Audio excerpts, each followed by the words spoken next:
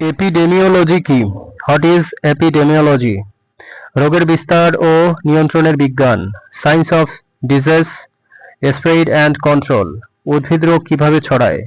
How do plant disease spread? বাতাস, পানি, জীবাণু ও প্রাণীর মাধ্যমে।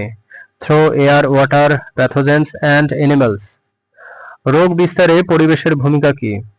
Role of environment in disease spread. তাপমাত্রা, আর্দ্রতা ও বায়ুপ্রবাহ। Temperature, humidity and wind. রোগ বিস্তার রোধে কি পদক্ষেপ নেওয়া উচিত? Measures to prevent disease spread. পরিচ্ছন্নতা বজায় রাখা, আক্রান্ত অংশ অপসারণ।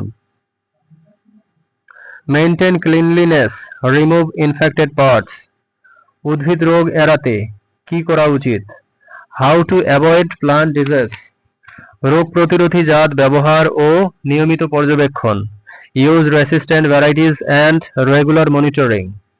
রোগ পরীক্ষা কিভাবে হয়? How are disease diagnosed. লক্ষণ পর্যবেক্ষণ ও পরীক্ষা। Symptom observation and testing. Integrated disease management কি? What is integrated disease management? বিভিন্ন নিয়ন্ত্রণ পদ্ধতির সমন্বয়। Combination of control methods. রোগ প্রতিরোধে জীববৈজ্ঞানিক নিয়ন্ত্রণ কি? What is biological control in disease management? ক্ষতিকারক প্যাথোজেনের বিরুদ্ধে প্রাকৃতিক শত্রু ব্যবহার। Use of natural enemies against pathogens.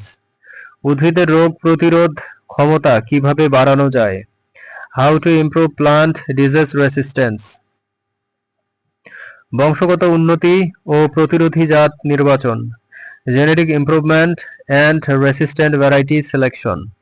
কিভাবে রাসায়নিক নিয়ন্ত্রণ করা হয়? How is chemical control performed?